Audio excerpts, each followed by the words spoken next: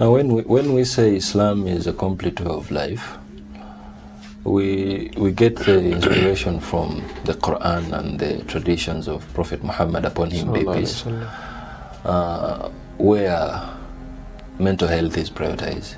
Definitely. From the Quran and Sunnah. From the Quran and the Sunnah. There are very many examples we can cite out of the verses of the Quran and the traditions of the Prophet Muhammad Sallallahu, where mental health is actually an issue. Yeah. So as a student of the Quran, a proud student of the Quran, I believe, yes, not directly is it going to be talked about. For example, surah to mental health is not going to be there, but there are certain things that happen in the Quran, maybe through stories, that they are so subtle that you need to give them a second eye for you to realize, oh, mental health is being talked about in this position. One of the sounding examples with this concept is Musa alayhi salam and Harun. See, when Musa was given this task, look at what he was afraid of when Allah was proposing the issue of going to meet the Pharaoh, Fir'aun. He was like, Inni akhafu an yukadhibun. The very first argument is akhafu an yukadhibun. I'm afraid that they are going to call me a liar. And number two, وَيَضِيقُ صَدْرِي وَلَا يَنْطَلِقُ لِسَانِي. So my chest is going to be constricted. It's going to be put together. وَلَا يَنْطَلِقُ لِسَانِي. And as a result of my heart being closed up, I'm going to fail to speak. فَأَرْسِلْ إِلَى هَارُونَ. But please send Harun instead of me. And in another narration, in another passage, he explains why Harun would be better. هُوَ أَفْصَحُ مِنِّي لِسَانًا. He is more eloquent than I am. So when it comes to a point that now Allah says Kalla, it's not going to be the case, then Allah explains that if it is not going to be the case, this is when the profound dua comes in. Rabbi shrah li sadri. Oh Allah, since I reported to you that my heart is going to be put together, and then you told me it's not going to be the case, you told me Kalla, then for this case, ishrah li sadri. My matter is going to be difficult. Yassir li amri. Wahlul uqdatan min lisani. If I'm not able to speak, please untie the knot on my tongue that I'm able to speak eloquently. But on top of that, even you're not going to give Harun, because I had suggested that instead of sending me, you better send Harun. Musa still asks Allah, waj'al li wazira min ahli. Get me a helper from my family. And to be specific, Harun akhi. That is not the important thing as to why I'm bringing this, but I'm saying, through the context of the Quran, even when Musa is insisting Harun to go, even when Musa insists Harun to be his assistant, to be his helper, there is nowhere between the passage of the prophets and the passage of Fir'aun, a conversation, does Harun appear anywhere? Harun is silent. Now a subtle understanding would be Musa alayhi salam was seeking for a kind of support, not to fail him, because sometimes, like maybe when we are still young at school, when maybe we want something from the headmaster, we would go, two people move and they're like, I'm knocking, you're entering, you're talking, meaning I can't speak when I'm alone. That's but if I get this support by my side, I'm free to speak out each and everything. And I think the role Harun played in the story of Musa alayhi salam is immeasurable, especially when you're talking about mental health. And when you talk about Yaqub alayhi salam and Yusuf alayhi salam, because of course Yaqub was the father to Prophet Yusuf alayhi salam, the story is well known, where Yusuf spent years lost, decades actually lost, and the father had no idea.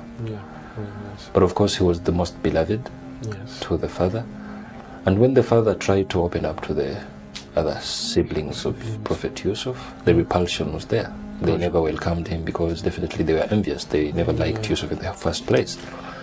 And then, why do you keep mentioning Yusuf? Why do you keep mentioning Yusuf? It's like, we are here, we are more than Yusuf. We can actually do whatever Yusuf would have done. But then what I wanted was Prophet Yaqub was like, Innama ashku bathi huzni ilallah. No worries, you've repulsed what I'm trying to tell you, but put it in the know that I'm reporting huzni, the sadness, ashku bathi, my grief and sadness, ilallah. I'm reporting it to Allah. So Prophet Yaqub is being put in a mental health test issue situation, and this alone, the fact that he is prioritizing reporting it to the creator, notes that at least there is a root of mental health there.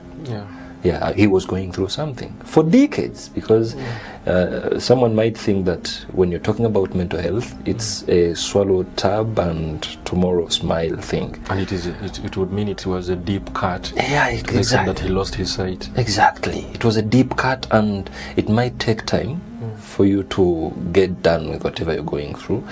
But as a principal flaws, starting onto a journey is the most difficult thing, but navigating through it is not as difficult as starting. So these are all examples and citations from the Quran. So as Yaqub was trying to put out his grief, his sorrow to his sons, and they repelled whatever he was saying, so he turns to Allah. Meaning, if you're not ready to receive what I'm saying, ashku bathi wa huzni ila Allah. Exactly. I'm sending my grief. That definitely even teaches us that not everyone is going to be welcoming. Not everyone is going to be welcoming, and not everyone is going to pick interest in whatever you're telling them. But then it shouldn't be the end result. That takes us back to the concept of who is the right person to. Because if it's going to at times happen, maybe you're a child and you're going to be put down by a parent. Maybe you're a parent, maybe you're an employer, and that will at times happen. But if at all you switch to the creator, there is no option of him throwing you away. Definitely it has never happened anywhere, but actually it's going to be welcoming if you think of going back to him. Also talking about the Quran on mental health, look at the issue of the laws in the Quran, especially when it comes to relationship, mu'amalat, interaction between people. I would argue that the most talked about law in the Quran is the law of divorce, the most detailed law in the whole Quran.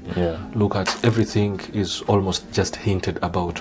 Not even marriage is talked about in detail. But when you talk about the issue of family altogether, the issue that is talked about the most is talaq, divorce. To the extent that Mufassirun even see, we have Surah Al-Talaq in the Quran, but also there is another surah that talks about talaq in some great detail. That is Surah Al-Baqarah. So Surah Al-Baqarah is also called Al-Talaq Surah. It is the minor Surah Al-Talaq. It is the Surah Al-Talaq light version. So my question here, as we try to enlighten ourselves when it comes to this concept, is that even when you're discussing divorce, of course, you marrying someone is not a mental health issue. But parting ways with someone, that comes with a lot. Issue. It comes with a lot. But what does Allah emphasize even when He's talking about talaq? I would argue there is more. That is the whole concept now. In Surah Al-Talaq, there is more discussion about piety, about being conscious of Allah, than talaq itself. So almost everything, وَمَا يَتَّقِ اللَّهَ يَجْعَلْ لَهُ مَخْرَجًا يَرْزُقُ مِنْ حَيْثُ لَا يَحْتَسِبْ يَجْعَلْ لَهُ مِنْ أَمْرِهِ يُسْرًا. If you're pious, if you're pious, meaning Allah is لَا تَدْرِي لَعَلَّ اللَّهَ يُحْدِثُ بَعْدَ ذَلِكَ أَمْرًا. Allah is spreading positivity even in this concept of divorce, that people are because it is a mental health issue. It is a mental health concern, but Allah is not letting us deal with it on our own, because ideally we can't. Like He says, وَيُعَلِّمُكُمْ مَا لَمْ تَكُونُوا تَعْلَمُونَ. Allah was only going to teach us, to bring us to understand things we couldn't understand on our own. And this gives me a lot of perspective to understand that the Quran doesn't address surgery. Because surgery, we could come up with the knowledge about surgery depending on the things we've added up, but separating, we don't know that. We know coming together, but we don't know how to separate. We don't know. And actually, I think it makes sense when Allah even guides the way Islam guides us when we are separating in harmony. Like